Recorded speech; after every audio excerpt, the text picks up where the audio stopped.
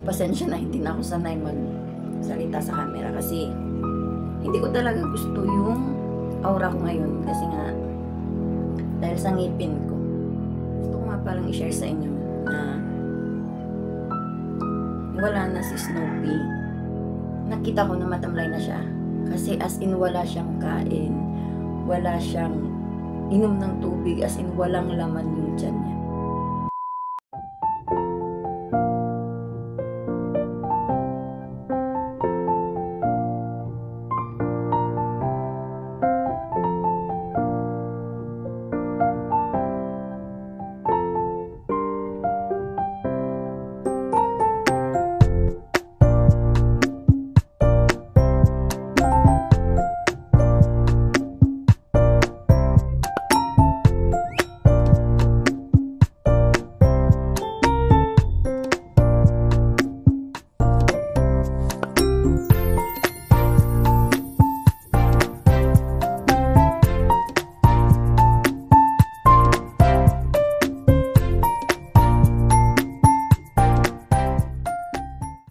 Morning everyone!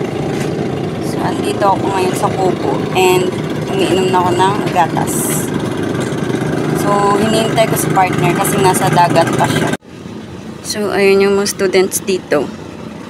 Pupunta ng bayan. So, ayun, maaga pa tayong tumakbo kasi may bumili ng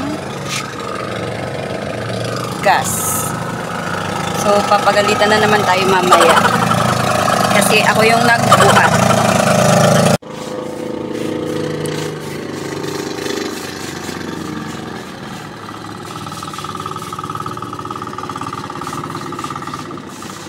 Ayan, kakarating lang nila.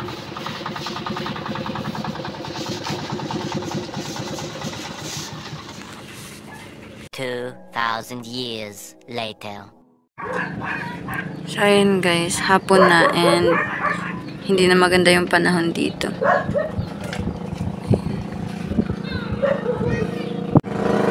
And hinihintay ko pa si partner kasi hindi pa siya nakakauwi. So, andun pa din siya sa dagat.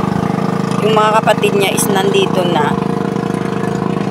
So, 5 oras na siya dun sa dagat. Pero maya-maya is parating na din yun. So, dito ako naghihintay pag nandun pa siya sa dagat. So, ayan na siya guys. Ayan. Nakarating lang niya.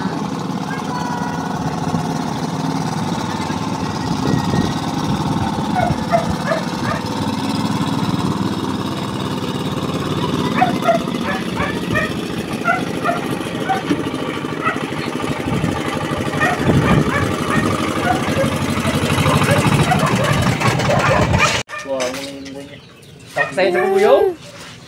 Grabe bilikot.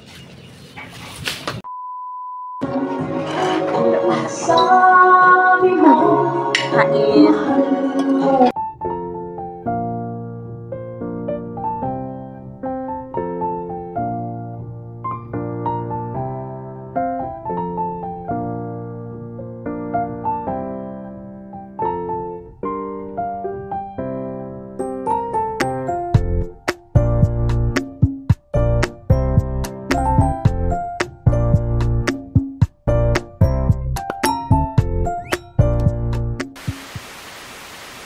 Morning guys, it's 5 AM in the morning and bumaba kami ni partner kasi pupunta na sila ulit sa dagat para manghuli ng isda. And ako naman is kumuha ng pagkain kasi kagabi pa ako nagugutom and wala akong nakain. So hindi ako nakatulog kagabi. Hindi ako pinatulog ng leon sa tiyan ko. So buti na lang merong chocolate si nanay na binigay ng pamangkin niya. So, kumuha ako ng konti. So, ayan. Kain tayo. So, maya-maya is baba na din tayo kasi sasaing ako ng kanin. And then, magbantay na din tayo ulit dun sa kubo namin. So, pasensya na, hindi na ako sanay magsalita sa camera kasi hindi ko talaga gusto yung aura ko ngayon kasi nga dahil sa ngipin ko. Ayun, parang naging ibang tao ako. So kapag nagkapera ako, papaayos ko ulit yung ngipin ko. Ayan. Gusto ko nga palang i-share sa inyo na wala na si Snoopy. Yung aso na laging pumupunta dito sa bahay. Hindi siya sa amin talaga. Pero lagi kasi silang nag-i-stay dito kapag nandyan yung partner ko. So yung aso na yun is doon sa kapitbahay, sa tito ng partner ko, and dito nanganak sa likod ng bahay nila nanay. And parang dito na din lumaki. Kasi dalawang bahay yung kinakainan nila. Ayan. So lahat ng bahay dito nagpapakain sa kanila. Kasi magagaling silang manghuli ng daga. So walang masyadong pusa dito kasi aso yung inaalagaan. So ayun nga, nung Sunday ng umaga siya nawala. So nung Sabado ng umaga, sabi ng partner ko is pinakain niya pa. And then nung lumabas ako doon, kasi doon nga ako tumatambay kapag umaga hanggang hapon sa bahay kubo namin. Nakita ko na matamlay na siya. And nung pagka-uwi ng partner ko, nung nag-lunch na kami, sabi ko sa partner ko is pakainin na yung aso na yun. So nakita ko na parang ayaw niyang kumain. Sabi ng partner ko is masama daw yung pakiramdam ni Snoopy. So sabi ko, hayaan na lang muna kasi baka mamayang hapon is maging okay na din siya. So ayun, buong araw siya namin pinapakain hanggang sa gabi is binibigyan siya namin ng food. Ayaw niya talaga. Kahit sinubuan na siya ng partner ko, hindi niya talaga malunok. So parang nagduda na yung partner ko na baka mategi nga yung aso niya. So sabi ko, hayaan na lang muna. And then, nung gabi is pinainom siya ni nanay ng asukal na may tubig. So, konting tubig lang talaga. Kasi as in wala siyang kain, wala siyang inom ng tubig, as in walang laman yung tiyan niya. So, nung Saturday is nagsusuka na siya. So, parang nakampante ako na, ay magiging okay siya kasi nga nagsuka na siya. And then, hindi siya mapakali. Hanap siya ng pwesto, pupunta siya sa kabila, and then babalik siya dun sa kubo. Kasi nga hindi pa naman kami nakatira dun. So, sila yung nakatira dun sa bahay kubo namin. So, hinahanap ko talaga siya. Pinagtatawanan ako ng partner ko. Kasi nga, pag andyan yung aso, naiinis ako. Kasi, parang laging gutom. And then, nung time na yun is nag-aalala na din ako kasi nga wala siyang kain. So 2 days na yun. So sabi ko, wala siyang kain, nakahiga lang siya, parang tulala yung ganun. So Saturday ng gabi, binuhat siya ni partner papunta dito sa bahay kasi nandun siya sa likod. So nung hinanap namin, gabi na kasi yun, mahina na siya. So sabi ni nanay is ibalik namin dun sa pwesto niya dun sa bahay kubo. Kasi para makapagpahinga siya. So, nilagyan namin ng basahan, yung sahig, para hindi siya lamigin. And then, kinover din ni partner yung katawan niya. So, hindi siya umiiyak. Hindi din siya yung tipong nagpaparamdam sa amin na sobrang sama na ng pakiramdam niya. So, ayun. Iniwan siya namin doon. And then, Sunday morning, before pumunta sa dagat si partner, is pumunta siya doon sa bahay kubo para i-check si Snoopy. And confirmed na wala na nga yung aso niya. So, si partner hindi umiyak kasi alam niya na talaga na kapag ganyan yung action ng aso is wala na talagang chance na mabuhay. So, ako kasi hindi ko naman alam and wala akong experience sa ganun. Kaya hindi ko alam, nag-e-expect talaga ako na gagaling si Snoopy. Pagpunta niya doon, bumalik siya dito 5:30 ng umaga. And hindi pa sila nakaalis papuntang dagat. Sinabi niya na sa akin na wala na nga si Snoopy. And nung araw din na yun is 5:30, hindi ko ugaling magising ng ganun kaaga. pag akyat ni partner, nagulat siya bakit gising na ako and nagliligpit na ako dito sa kama. So, sabi ko, bababa ako. So, sinabi niya na sa akin na wala na nga si Snoopy. So, pagbaba namin, diretso kami doon sa kanya. And, doon ko nakita na wala na nga si Snoopy kasi nag-poop na siya ng dugo. And, sabi ko, nung papunta pa lang ako doon is, natutulog lang. Sabi ko ganun. Kasi dito siya nakaharap sa amin eh. Sabi ko nga sa partner ko is, baka nung gabi gusto pang humingi ng tulong ni Snoopy kasi nga si Snoopy is, yung posisyon niya is nandun sa may daanan namin kung saan kami dumadaan kapag pumupunta kami dito. So, hindi na kinaya ni Snoopy. And, wala na. Hanggang dun lang yung pagsasamahan namin dito. So, yung ibang videos ko kasi is, buti na lang hindi ko na-delete. Ayun. So, nilibing siya ni partner doon sa kabilang side. Hindi siya nilibing dito. Baka daw kasi, lumubo yung katawan niya. So, ayun. Doon siya sa kabilang side. And then, ang una is, okay pa ako. Hindi ko pinapakita na nalulungkot ako. And then, hindi pa naman nagsisingkin sa akin na, ay, wala na yung aso na yun. And sabi ko, yan kasi ang takaw-takaw mo. So, ganun. Parang hindi pa ako apektado nung araw na yun. Pero alam niyo ba, nung gabi, di ako makatulog kasi umiiyak ako. Umiiyak ako kasi, ano yun,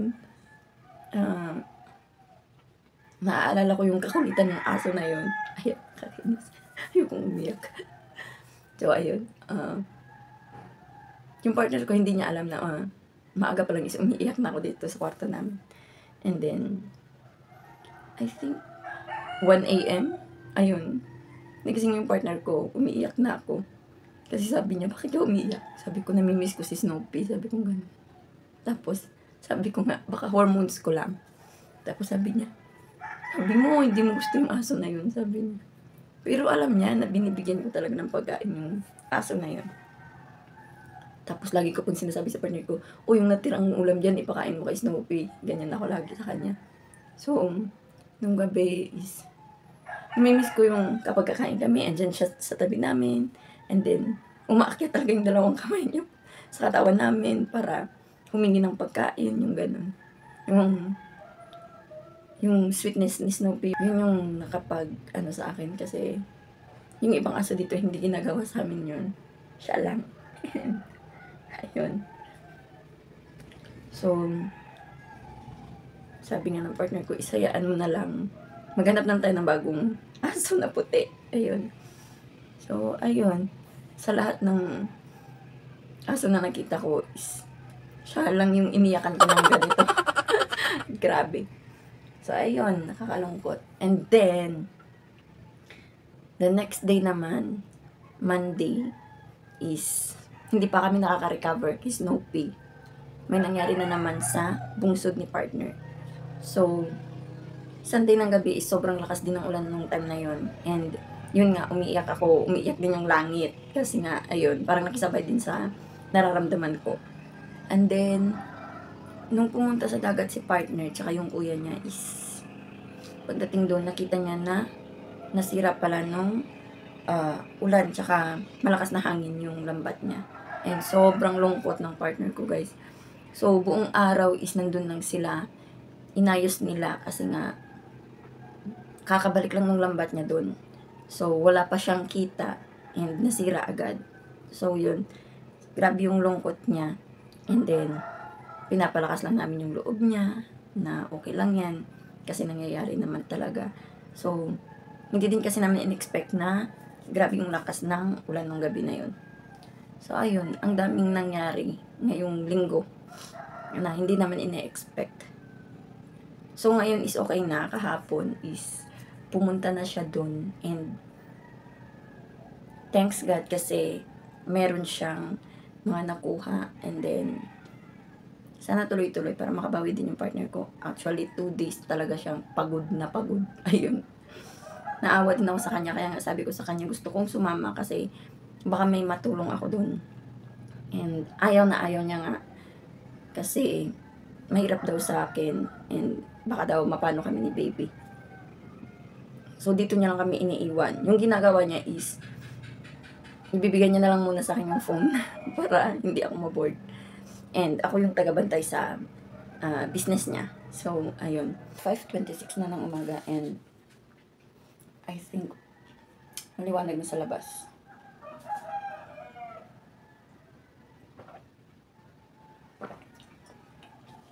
So, maya-maya is baba na din tayo para makapagsaing ako kasi mga 7 andito na sila partner. So, ayan. Maliwanag na guys. Good morning. 2,000 years later. So guys, it's 1:38 na ng hapon and pumasok na ako dito sa bahay. Umalis nga pala si partner. Pumuntang dagat. Kasi mag-aayos sila ng lambat pero yung panahon is hindi maganda. So papakita ko sa inyo. Ayan yung panahon ngayon. So parang babagsak yung ulan. So dito naman sa kabilang side. Ayan. So kapag ganito yung panahon is hindi ako mapakali. Kasi nga lumalakas yung alon and yung bangka na gamit ni partner is yung maliit lang. And then yung kapatid niya is papunta din naman doon. Kasi lambat ng kapatid niya yung aayusin doon. And naabutan sila ng masamang panahon. Pero sana safe silang makabalik mamaya. So yun. So now is matutulog na lang muna tayo and wala naman tayong gagawin. So kanina pa kasi masakit yung tiyan ko. Kaya magpapahinga muna ako guys. So it's 5:15 na ng hapon guys and kanina pa ako nagising. And hanggang ngayon wala pa rin si partner. So andun pa din siya sa dagat and hindi ko alam kung bakit ang tagal niya. So pagkagising ko is nahihilo ako. And then dumiretso na ako dito sa bahay kubo. And now is kumakain ako ng eto.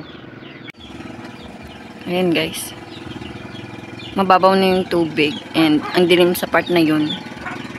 Ayan. Tignan nyo. And then dito naman sa kabila is maliwanag.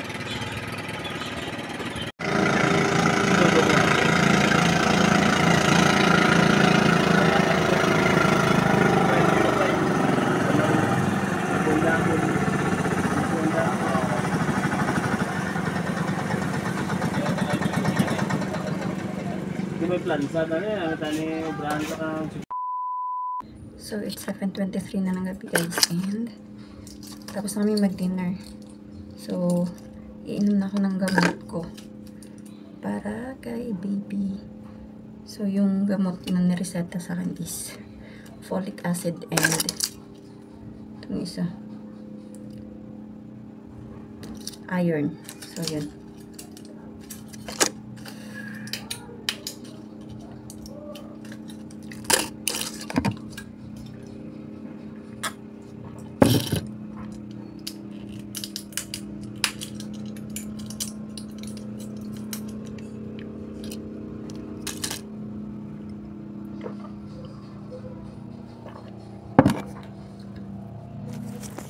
So, ayan. May andito si partner. So, magpapahinga na din kami. Kaya, tatapusin ko ng video. Thank you guys for watching. Please like this video if you enjoyed. Please subscribe. I hope to see you on my next video. Bye guys. Stay safe everyone.